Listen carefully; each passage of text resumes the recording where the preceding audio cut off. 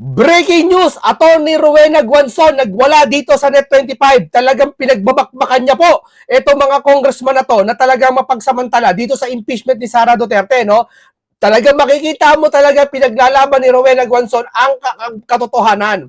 Hindi yung mga inintindi na lang, impeachment, impeachment, impeachment. Wala na silang ibang inatupak kundi impeachment na lang. Diyan, pinapasahod sila sa taong bayan diyan, impeachment na lang. Sabi ko nga, hindi naman masama at tupagin ang impeachment eh. Pero isabay mo rin naman yung mga problema sa bansa natin. Lalo ngayon, krisis sa oil. Alam nyo ba, ito sabihin ko sa inyo baka mabigla kayo. Hindi ko sabing mangyayari to, pero baka lang mabigla kayo isang araw. Lahat tayo, kawawa. Hindi normal na nangyayari ngayon sa ibang bansa, tandaan nyo. Baka akala nyo itong digmaan nangyayari, isang dating digmaan lang. Yun noon, pa isa-isa lang. Israel lang, pagitan ng Lebanon, Israel lang, pagitan ng Middle East. Alam yun? Pero ngayon, iba na. Malawak na ang narating ng gera ngayon. Hindi mo alam, baka hirap magtiwala sa gobyernong ito. Baka isang araw, gutom na tayo lahat. Lahat tayo, ngayon may trabaho ka. Ang ganda ng trabaho mo ngayon. Ang ganda, hindi ka permanent ka sa trabaho mo. Bakit? Paano magsara yung company mo? Dahil sa wala ka ng kuryente, dahil walang gasolina. Alam yun, saan ka mapupunta ngayon? Yeah? Yung ba, hindi mo atupagin yung future na to? Baka isang araw lahat magsara. Mga palengke, mga delivery, isda, baboy, gulay, wala na magdi-deliver kasi walang gas. No? Mahal ng travel. Lahat magsasummer pa, 'di ba? Tagtuyot, tapos magkakaroon ng baha. 'Di ba? Hindi natin alam baka isang araw magbaha nga lang tayo permission Ito pa kayang digma nangyari. Ano ibig ko sabihin? Oo, mangyayari to, pero ang pinakamasakit nito, hindi nila inaasikaso kung ano yung dapat mangyari. Mas inaasikaso nila yung impeachment ni Sara. Tama? Dapat sabay nilang inaasikaso yan. Pwede ba kanyang sabay? Pwede. Binabayaran ka namin, pasahod ka namin. Si Senator Marcoleta nga sabay-sabay Yung tungkol sa KIG, tungkol sa flood control issue, tungkol sa kuryente, ano pa. Ang dami niya inaasikaso Di ba? Ito, tungkol niya sa langis, inaasikaso niya rin. Ba't na pagkasabay-sabay niya, mag-isa lang siya? Kayo, ang dami niyo dyan Di ba? Kaya tama si Atty. Rowena Guanzon sa kanyang talakayan niya yun Binanata niya lahat talaga Ni-real talk niya No, eto, tingnan nyo tingnan nyo. Pleasure to meet you finally in person. Thank you. It's very important na nandito sa atin si Atty. Poa kasi ngayon nga po nag-hearing na. Sinasabi kong hearing kasi parang hindi naman totoong hearing ito Parang naka-script na ito Pero tingnan natin, tanungin pa rin natin si Atty. Poa ng kanyang mga insights at kanyang opinion. Attorney, the Vice President filed a answer ad cautelam. Yes. Pero hindi siya nag-appear doon. Hindi po ba? Since impeachment is really largely a political process. Just tell the viewers, bakit nga po hindi nag-appear si VP Sara Duterte? Unang-una, kailangan siguro nating maklaro sa ating mga kababayan na there is no requirement, contrary to statements that are being floated around, there is no requirement for a respondent to appear personally dito sa ginagawang pagdinig sa Committee on Justice. Pangalawa, we submitted a letter day before the committee hearings that was, I believe, March 23 at 22, I think. At sinabi natin doon sa letter na yon, basically, na we are opposing, we have fundamental objections to what is being conducted right now, which they have termed to be a mini trial. Mini trial. Oo, and para maklaan, ang basihan natin doon, ang sinasabi natin doon, ayon sa ating saligang batas, ang initiation ng impeachment proceedings exclusively with the House. Tama yan. Yes. Pero pagdating sa pag-try ng impeachment cases, that is exclusively with the Senate. Yes, diba? Section 36, Article 9, Yes. mga kababayan. The sole power to try impeachment cases is with the Senate. Whatever you call it, a mini trial, a mini poodle. They will be usurping the jurisdiction of... Dito sila talo sa bunganga ni Rowena Guanzon ni Atty. Rowena Hindi nila kaya bunganga nito. Kahit pag tulong-tulungan nyo, hindi nyo kaya bunganga nito. Talagang matabil taga bunganga nito. Talagang kahit anong gawin nyo, paninira sa kanya, isang sagot na lang, masakit yung balik sa kanya. Balik niya Supreme Court if they do that. But they're insisting on it. Why do you think they're insisting on it? Well, you're best guess is as good as mine, no? Yeah. But sa atin kasi, of course, with due respect to our lawmakers naman, no? Ang sa atin lang, ano bang pananaw natin sa stage na ito? Diba? When it was referred to the committee, the purpose of the committee is to actually determine if there is probable cause. Di ba? To, nandiyan na yung sufficiency in form, sufficiency In in substance. substance, Okay. meron pa ngang sufficiency in grounds, tapos determine na sila ng probable cause. Sa atin, dapat pag nagde-determine ng probable cause, your evaluation is limited to the complaints itself plus the pieces of evidence that are attached. Correct. Diba? So, when you go beyond yung mga attachments na nandoon, then to us, and then you ask witnesses to come, diba? Clarificatory lang daw. Pero kung clarificatory, bakit naman pati yung mga pieces of evidence na hindi naka-attach, ngayon pinapasabi na. Kagaya ng SALED. Gusto Kagaya ni ng Terry SALED. Ridon, ipakita, someone ang isapina ang SALED, which mga SALED. Congressman Rufus Rodriguez is objecting to. Yes, we heard the exchange actually, no. Again, with due respect to our lawmakers, position lang naman namin ang aming inilalahad. In fact, the Supreme Court was very clear.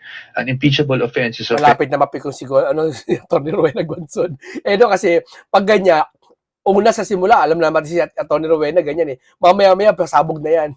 committed. Well, the Pag nakarinig ng mga ano yan, mga masakit sa tenga, mga pangalan. impeachable officer is in office, hindi ba? Yes. Now we're asking for SAL-ends from way back, I don't know, When she was named. 2007, 2000. Oo. So, hindi na kasi yan kasama sa usapin ng But was impeachment. that alleged? Is there an allegation there that refers to the SALED? Well, actually, there's an allegation of unexplained wealth. What did they say? What year? To be fair to them, meron dun, I think it's a third complaint, sinabi doon na from 2007 to 2017, if I'm not mistaken, lumaki daw yung assets. Itsura ni Jonel, no? Nakita yung itsura ni Jonel? Nanggagalaiti, no? Parang tumakbo siya, parang magiganti lang. Di ba? That's why ang una namin sinasabi, walang ultimate facts. Kasi, you have the 2007 SALN, and then nilook at to 2017 SALN, lumaki, biglang... But that's 18 years. Yes, that's 18 years, and biglang may unexplained wealth na. I think that's really a sweeping conclusion of law and fact without That's basis. why Diba? Rufus Rodriguez calls it a fishing expedition. Precisely. Totoo talaga. Fishing expedition talaga. And that's why the Vice President also felt that for a third time, she's being subjected to a fishing expedition precisely because hindi naman, unang-una, how did they make the allegation? Kawawa naman yung mga to, no? Ewan kung bakit. Ang pinakadakila sa lahat yung karunungan eh. Yung wisdom mo sa utak eh. Etong mga to, no, akala nila matatalino sila, no? Akala nila, mo, ang may wisdom, tandaan nyo yung may pag-unawa. Kaya mong patawarin yung pinakagalit mong tao. Yan. Sasabihin mo matalino ka. Mag-isip kayo ng isang taong sasabi niya matalino siya. Pero yung kaaway niya hindi niya kayang patawarin. Hindi matalino 'yun. Mangmang 'yun pagdating sa Biblia. Biblia ang dapat paniwalaan eh. Yan ang pinakaulo ng lahat eh, Biblia eh. Kahit gobyerno, pagsamahin mo lahat ng kapangyarihan sa buong mundo, wala ibang makapangyarihan kundi salitain ng Diyos eh. Tama, mali. 'Di ba? Pag sinabi ng Biblia ang mangmang, 'di ba? Ano tumutukoy sa mangmang? Isa na diyan yung walang pagkaunawa. Ano 'yun? Yung kalaban mo, hindi mo kayang patawarin. Hindi mo kaya talaga babakbakan mo, 'di ba? Ibig sabihin, mangmang sila, 'di ba? Hindi ako may sabi niyan, Biblia. If they didn't have the SALN Wala silang karunungan. the first place. Now, the Supreme Court, in the first impeachment case, emphasized the due process requirement at every step of the impeachment process. Yes. Right? Itong ginagawa nila ngayon, I think one of your arguments is that they're violating the right to due process of the Vice President. Yes, from the get-go, dun pa lang sa aming answer ad cautelam, we already raised the issue of due process, specifically on what we perceive to have been the application of double standards between the impeachment complaints against the President and the impeachment complaints against the Vice President. Diba? Kasi sabi natin doon, we are not questioning, and I need to clarify this, we are not questioning the standards because we admit that when in terms of standards, that's within the wisdom of the House and this time the committee, no? But when you lay down a standard, and then impose a different kind of standard on equally situated officials, then there is double standard. Yan ang sinasabi And natin. that is a violation of due process. Yes, and also there have been comments. Again, we respect the views, no, but at least we have to defend our side. There have been comments that she has 16 lawyers.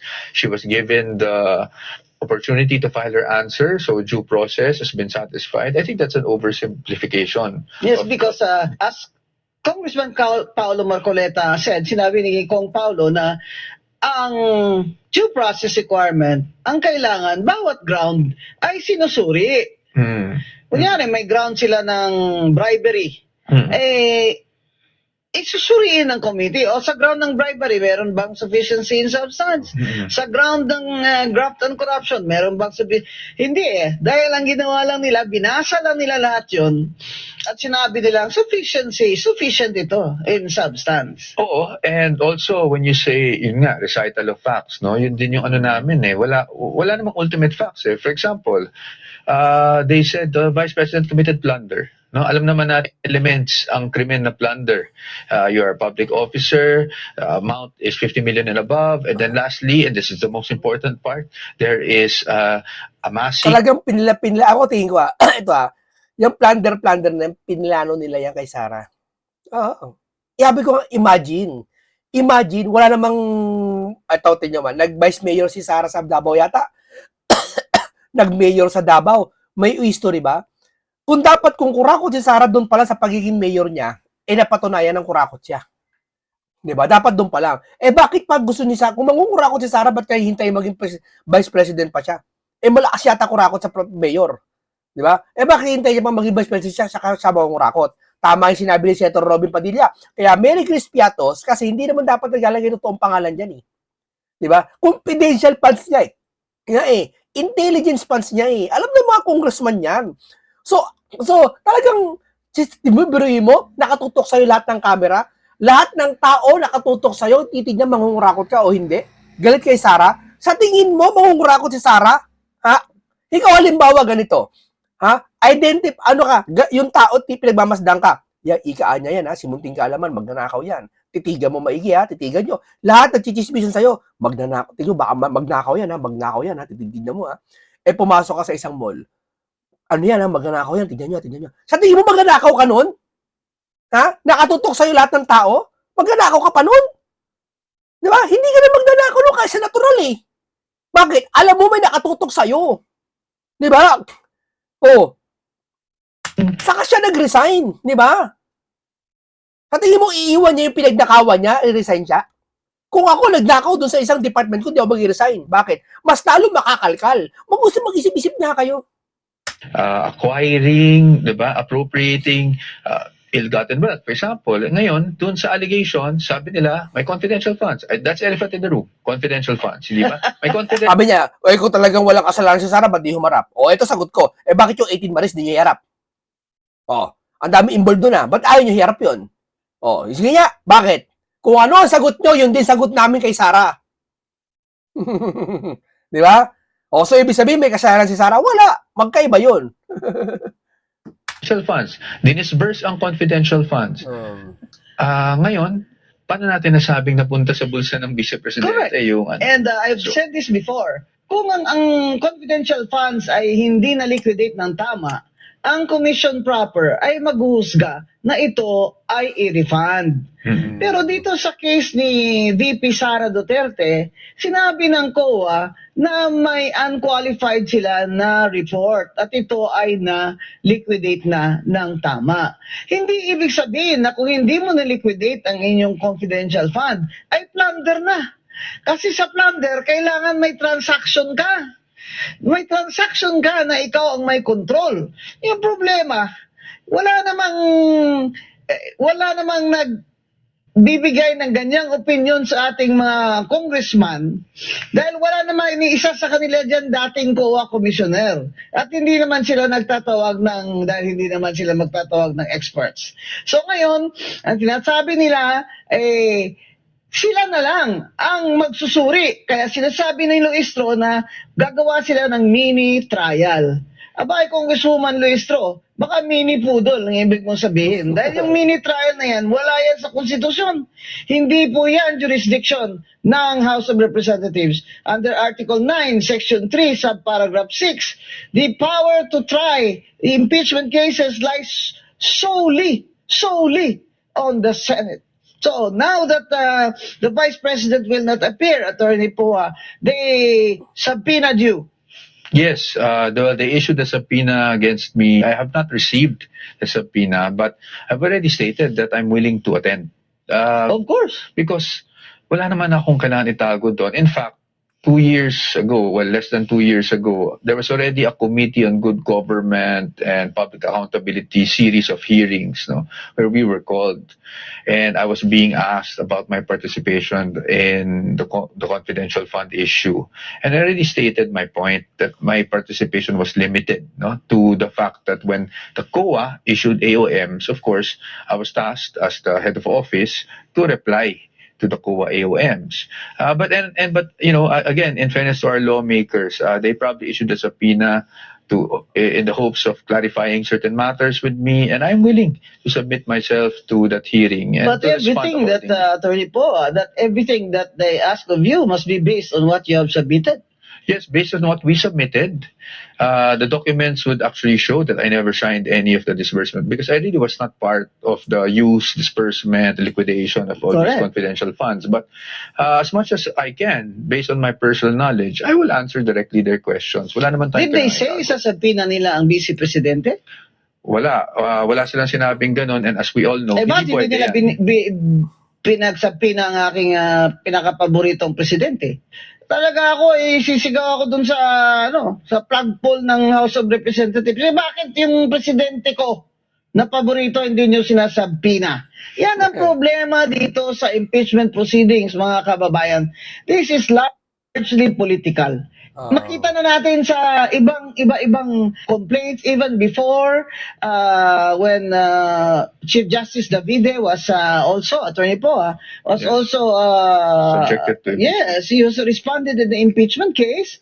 Makikita mo na political talaga ang impeachment. Hindi naman po kami tanga na hindi namin alam na political yan. Pero wag naman yung masyado nyo na kaming ginagawang tanga na political na nga, para naman hindi kayo abogado dyan pag kayo ay naghihingi ng kung ano-ano. Kaya ako, masyado kayong, you have to forgive me, Attorney Poa, because I'm highly opinionated. Masyado kayong matalino dyan sa House of Representatives. Si Congresswoman Luistro, napakatalinong piskal. Ayan, nagwawala na si Torne. Tama yan. Na asawa niya ng nakusado ng rape ay pinatakas niya. Napakatalino. Si Pinatakas yan. Nagyaya sa pool ka rito. Attorney Terry Ridon, dati ko yung estudyante. Hindi lang iba sa akin yan. Napakatalino din. Ako na lang kaya ang debatehin nyo. Ako na lang ang isabpina nyo. Sasamahan ko si Attorney Poa. Dahil yung mga ginagawa nyo, hindi na yan tamang sa isip ng lahat ng principles of law na ating pinag-aralan. Ewan ko kung saan kayo nag-aral, baka...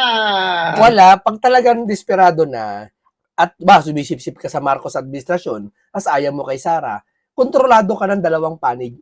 Una, yung sarili mo, sa pagnanasa mo na si Sara wag maupo. Pangalawa, sip-sip ka sa Pangulo. Yan, takot mo na rin sa Pangulo. Ganyan yun, no? Wala ka sa sariling paninindigan. Biruin mo, binoto ka ng taong bayan kasi may sariling ang desisyon. Ngayon, takot ka sa simple. Sino halimbawang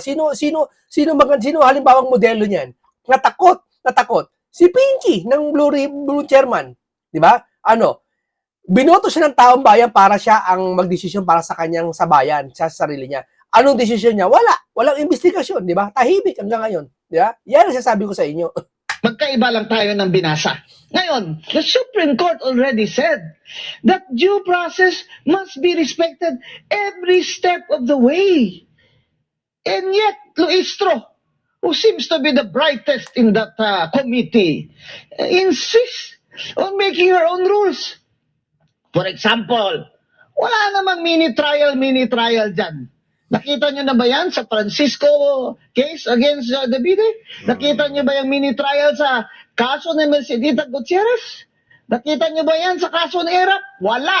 Gawa lang po yan ni Congresswoman Luistro. Kaya siguro imbitahin natin yan si Congresswoman Luistro dito, no? Net 25 para meron naman siyang due process dito sa aming usapang matino.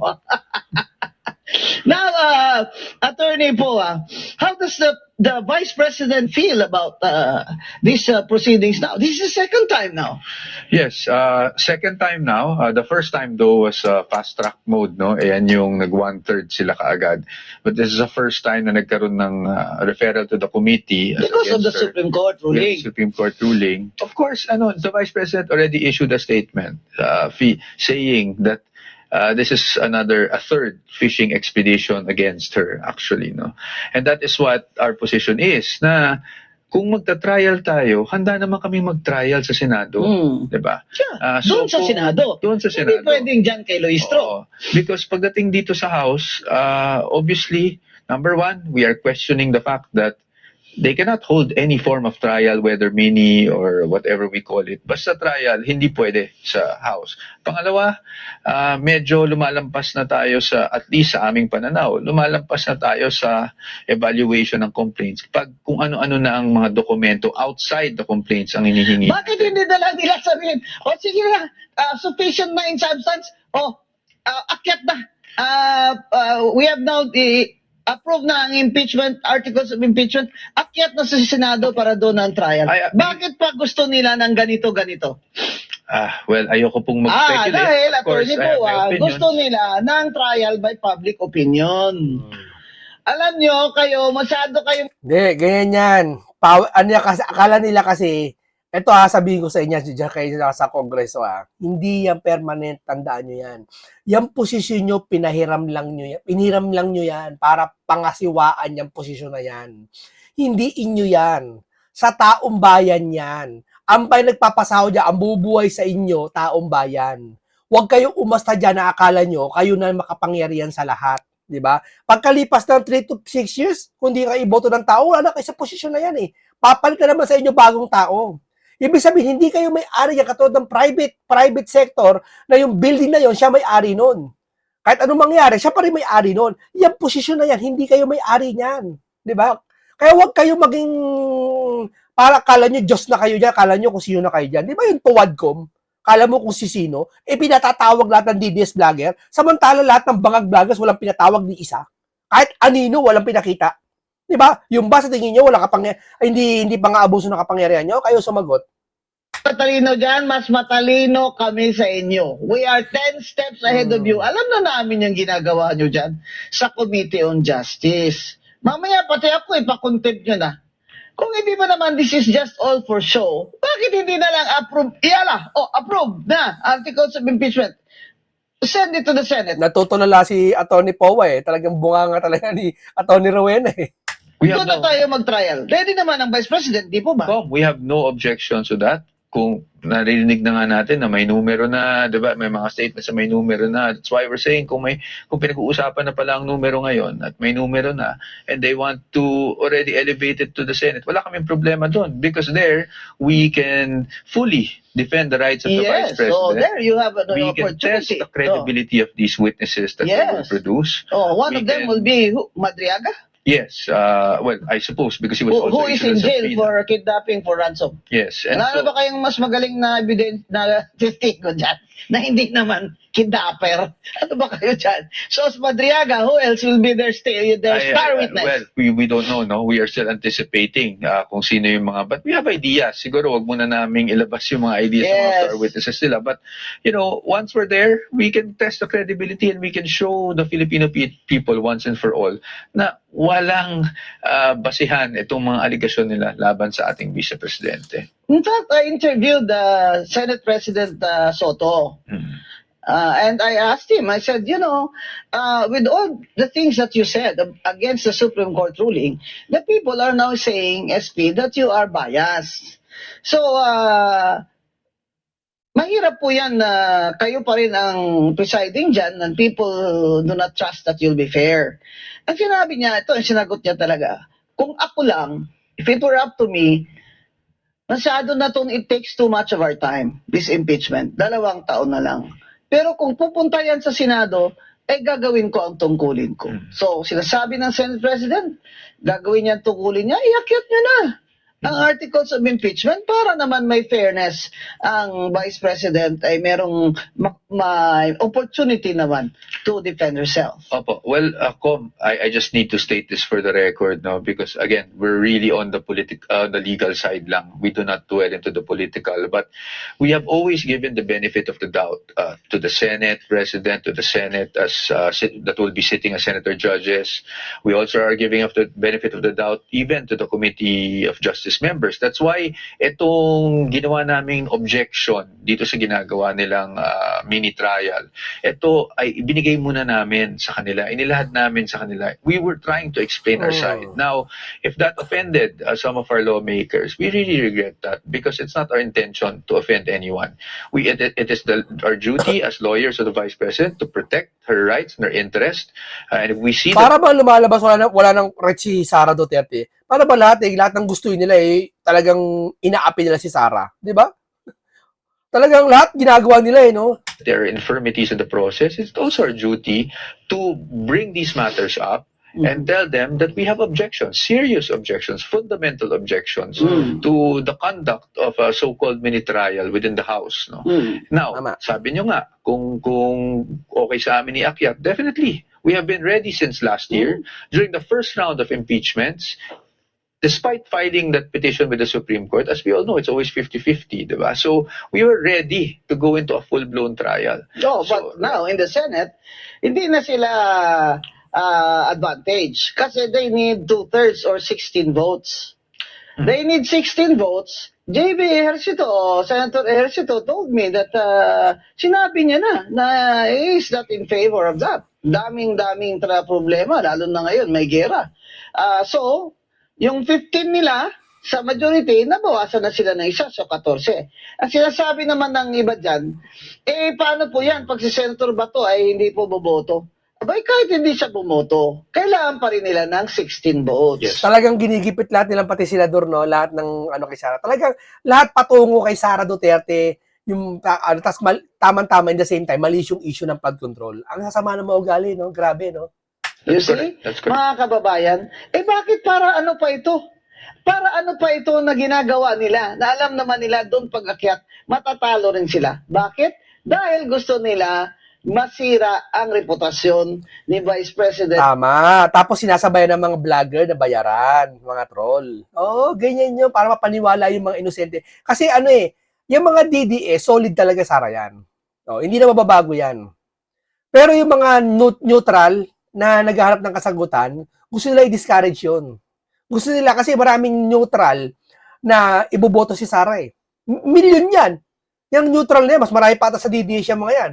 Yung mga hindi naman Lenny, hindi naman Risa, hindi naman BBM, hindi rin Duterte, alam mo yun, yung mga nasa bahay lang, minsan mga maid lang, isa gwardiya, kuwatulong, alam mo yun, na pag bumoto, ay dito ako. Ngayon, yung target nila para siraan si Sara, pinapalabas nila yung ganyan. Sara Duterte. Yan ang ni Attorney Guanzon, yan ang nakikita ko sa kanya. Yun sabi niya. At ito lang po ang isa sa pinakamatinding argumento ko talaga against that impeachment process. You're wasting our money. Kayong mga congressman, congresswomen kayo na matatalino, you're wasting taxpayers' money and you're wasting the time of the Gusto na magmura sa galit ni Attorney Guanzon Pag sa sa Facebook page niya, pinagmumura niya na yan. Congress. May gera na. Si Bakulaw. Bakulaw na to no? Kulang na tayo sa langis. Ang krudo, 140 pesos. Ano?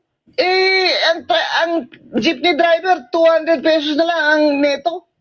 Take home, dati tigwa 1,000.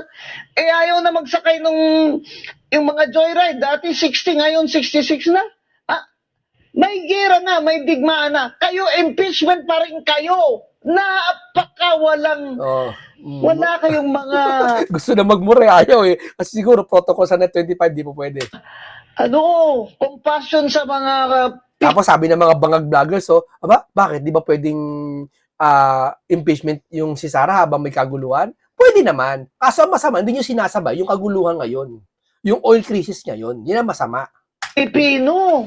Ito pa, ano ba tong balita ko na magpapadala ng Japan ng 1,000 troops dito sa Pilipinas? Siyempre, meron tayong EDCA eh. Ayan, President BBM. Sige, sagutin mo yan. At ano itong narinig ko na ang China ay nagpapadala na ngayon ng troops near Taiwan. Now, ayan, Tariela, sagutin mo rin yan dahil ako, gusto ko, mauna ka doon, Tariela, magpakahiro ka. Mga kababayan, eto na, digmaan, inflation, napakataas, hoarding, ultimo, bigas, wala kang mabiling bigas dun sa mga, of course, mga high-end na, na grocery, ang mga tao, nag-hoarding ang mayayaman, ang walang pera, paano? Saan mo iaayuda yan? Ito ang sinasabi ko, impeachment kayo na impeachment. Ang sagot nyo lang sa digmaan at fuel crisis natin ay ayuda kayo ng ayuda. Uwak-bawi ka naman, BBM eh. Uwak-bawi ka. Sabi mo, isa-subsidize mo yung mga jeepney driver, binawi mo eh. Ngayon, pimirma ka na lang ng suspension ng excise tax, no? Excise tax, 10 pesos yun eh, sa gasoline. Babawasan mo ng 10 pesos ang price ng gasolina namin. Ganon din yun. 90 minus 10, 80. Ganon din yun. Ngayon, ang plano mo, BBM. Wala. Trabaho lang daw yan, trabaho. Wala. Makikita mo kung may malasakit sila, wala eh. Makikita mo eh. Maliban sa, ang majority leader dyan sa House of Representatives ay anak mo, na si Congressman Sandro Marcos. Biruin mo. Yan ang sasabi niya, no? Anak, pinsan, nandiyan dyan dati, di ba? Siyang nagkukumpas Kasi mo, hindi susunod yung mga yan. dito sa impeachment. Di pwede ba yun? At yung si Secretary Garin ay mawindang-windang na kakahanap ng solusyon. Tapos ang majority leader na anak ni BBM ay nagkukumpas na ituloy itong impeachment. Bakit? Wala na ba kayong ibang magawa dyan? Kaya, mga kababayan, ito po ang relasyon ng politika sa ating ekonomiya. Nadagdagan lang po talaga tayo ng problema ngayon na hindi masolve ni BBM dahil ito'y digmaan na ang disaster sa atin ay tayo lang ang bansa sa buong mundo na nag-declare ang ating presidente ng energy emergency. Grabe, napaka-weak. Kaya ngayon, tayo na naman ang talk of the world dahil dito sa ginawa nilang walang paghahanda. Ngayon, si Attorney po Walang paghahanda yan. Wala. Impeachment yan, pwede pa. Pati yung pagpapadala kay Tatay Digong, yung flood control pagkatakip, yan, pinaghahandaan. No? Maraming salamat po sa inyo. Hanggang dito lang po tayo. Isang masustansya pag-uusap, isang matalinong talakaya naman. Paalam sa inyong lahat.